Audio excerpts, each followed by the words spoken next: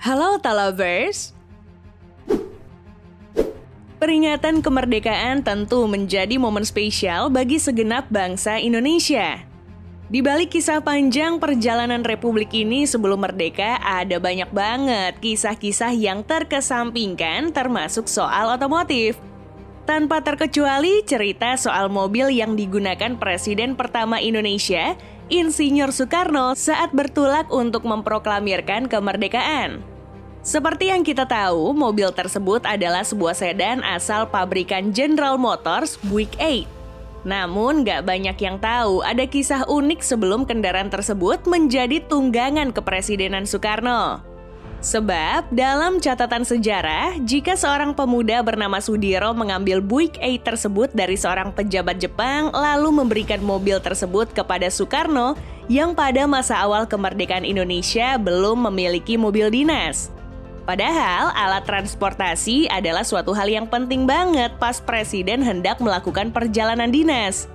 Tapi harus dimaklumi, toh saat baru berdiri, Republik ini belum punya anggaran negara. Perlu pula kalian ketahui, mobil yang diproduksi di kota otomotif Detroit, Amerika Serikat ini bukanlah mobil sembarangan dan menjadi simbol kemewahan. Bahkan produksinya cuma 1.451 unit aja loh. Nah, overall, kendaraan ini memiliki desain yang cukup unik dan bulat. Meski demikian, ketika pertama kali melihatnya, mata kita seakan tertuju pada sekat kaca depan serta grill yang dibuat sangat besar. Ya, tipikal mobil zaman segitu yang kacanya emang misah satu sama lain. Selain itu, di depan ada lampu utama yang berbentuk bulat pada mobil yang pertama kali diproduksi pada tahun 1939 ini. Belum pakai teknologi macem-macem kayak sekarang, toh usianya udah lebih dari 80 tahun. Demi menambah kesan mewah saat berpapasan dengan mobil ini, bumper depannya punya semacam tanduk yang dilabur krom. Kurang lebih seperti ini bentukannya. Cukup mewah bukan? Eits, tunggu dulu. Ada yang ngeliat lampu sein di mobil ini? Atau emang gak punya? Rupanya ya, setelah lebih diperhatikan lagi, lampu sein itu ternyata ada loh, tapi dengan ukuran yang sangat kecil dan berada di dekat spionnya. Mumpung udah di samping, sekalian aja. Tampak pula fender yang cembung khas mobil zaman itu. Ya maklumlah, desain seperti ini emang cukup tren di zamannya. Menariknya, pintu mobil ini mengadopsi model suicide door, yang berarti ketika kita membuka pintu belakangnya akan membuka ke arah yang berlawanan dari biasanya. Selanjutnya, kita menuju ke sisi eksterior bagian belakang, yang masih kekeh dengan desain bulatnya. Pada detail ini tampak menekuk ke bawah dan sekilas seperti membentuk punuk. Sama halnya yang terlihat pada elemen yang tersemat pada bagian depan tadi. Buritan Buick 8 juga dipasangkan sekat pada kacanya serta tanduk bumper berlapis krom. Jujur ya, desain seperti ini sukses jadi simbol kemewahan. Apalagi sekarang banyak para puris yang demen ngoleksi mobil-mobil klasik begini. Tapi dibanding estetika eksterior, justru pabrikan otomotif lebih mementingkan kenyamanan untuk pengemudi dan penumpangnya. Memiliki dimensi yang masif dengan panjang lebih dari 5 meter, tentunya Buick 8 menawarkan ruang yang cukup lega, baik untuk kabin depan dan belakangnya. So, wajar aja jika mobil ini sanggup memuat hingga 5 orang penumpang termasuk sopir dengan nyaman. Pada bagian interior mobil ini pun masih tampak sederhana.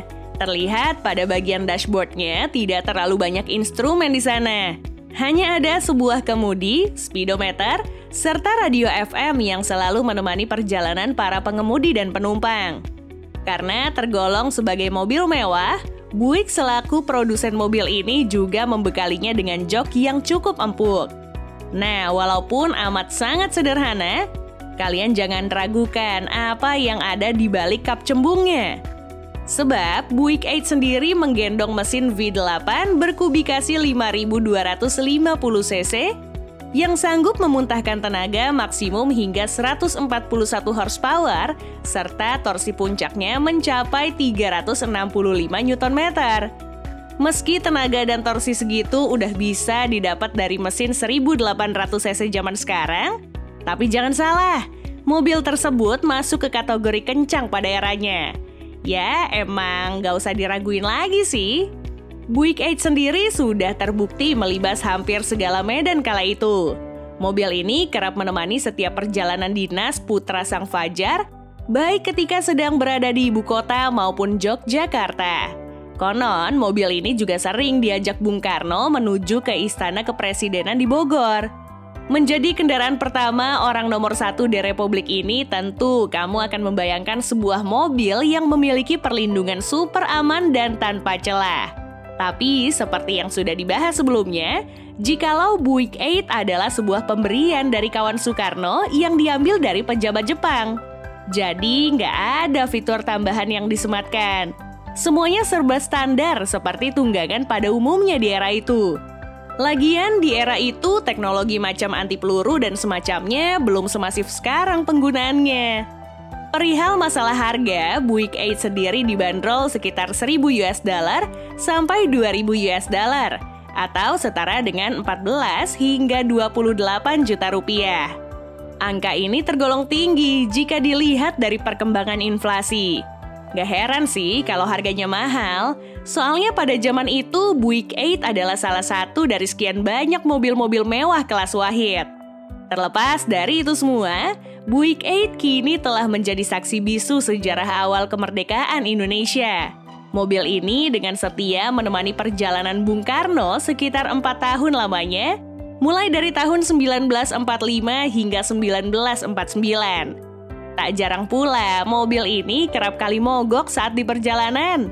Ya, mau nggak mau harus didorong oleh para ajudan. Mungkin hal tersebut disebabkan karena pada zaman itu belum begitu banyak orang yang mengerti soal mesin mobil. Sehingga perawatan serta perbaikan mobil ini kurang maksimal, yang berujung terjadinya mogok pada mesin. Ditambah lagi, anggaran untuk itu pasti belum ada. Setelah tak lagi menggunakan Buick 8 Limited Edition berplat REP1 itu, Soekarno lantas menggantinya dengan mobil yang sempat digunakan oleh Jenderal Sudirman, yaitu Chrysler Windsor Limousine.